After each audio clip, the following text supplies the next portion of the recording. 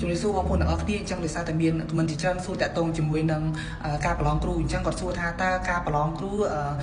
ទីទីចេះអង់គ្លេសអត់ការប្រឡងគ្រូគឺអត់មានតម្រូវឲ្យចេះភាសាអង់គ្លេសទេក៏ប៉ុន្តែចំពោះ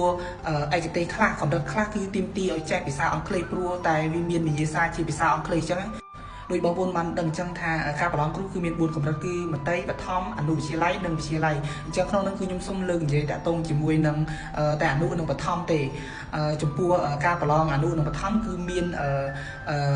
12+2និង12+4ចំពោះការប្រឡងគ្រូបឋមគឺដូចគ្នាមានន័យថាទាំង12+2និង12+4គឺប្រឡងមានវិញ្ញាសាគណិតនិងខ្មែរក៏ប៉ុន្តែបើយើងក៏លេចទៅមើលអនុវិទ្យាល័យវិញគឺទាំង12+2និង12+4គឺខុសគ្នាគឺវាខុសគ្នាត្រង់ថាចំពោះ12+2គឺមានឯកទេសទី1និងឯកទេសទី2មានន័យថាបើសិនជាយើងប្រឡងមុខជាគណិតអញ្ចឹងឯកទេសទី1គឺគណិតឯកទេសទី2គឺរូបបើសិនជាយើងប្រឡងមុខជាប្រវត្តិគឺឯកទេសទី1គឺប្រវត្តិឯកទេសទី2គឺភូមិវិទ្យាតែចំពោះអនុ12+4វិញគឺខុសគ្នាត្រង់ថាមានតែមួយឯកទេសប៉ុណ្ណោះគឺបើសិនជាយើងប្រឡងគណិតឬក៏យើងយកជីវៈគីមីឬក៏រូប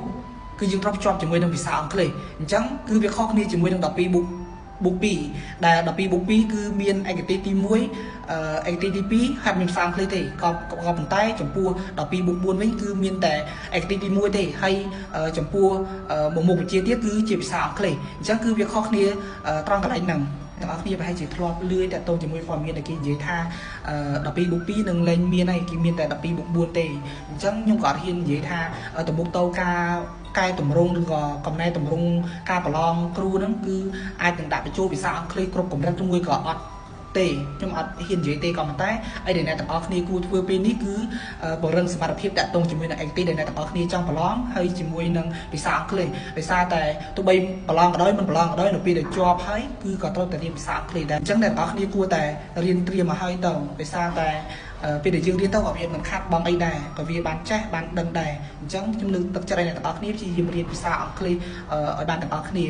វីដេអូរបស់ខ្ញុំគឺអត់ត្រឹមតែប៉ុណ្្នឹងឯងអញ្ចឹងបើសិនជាអ្នកទាំងអស់គ្នាមានចម្ងល់តាក់ទងជាមួយនឹងការប្រឡងគ្រូចំពោះវិញ្ញាសាឬក៏ព័ត៌មានអីផ្សេងៗទៀតអ្នកទាំងអស់គ្នាអាចសួរនៅក្នុង comment ឬក៏ឆាតមកតាម TikTok របស់ខ្ញុំបានអញ្ចឹងសូមអរគុណនិងសូមជម្រាបលាបងប្អូនទាំងអស់គ្នាបាយបាយ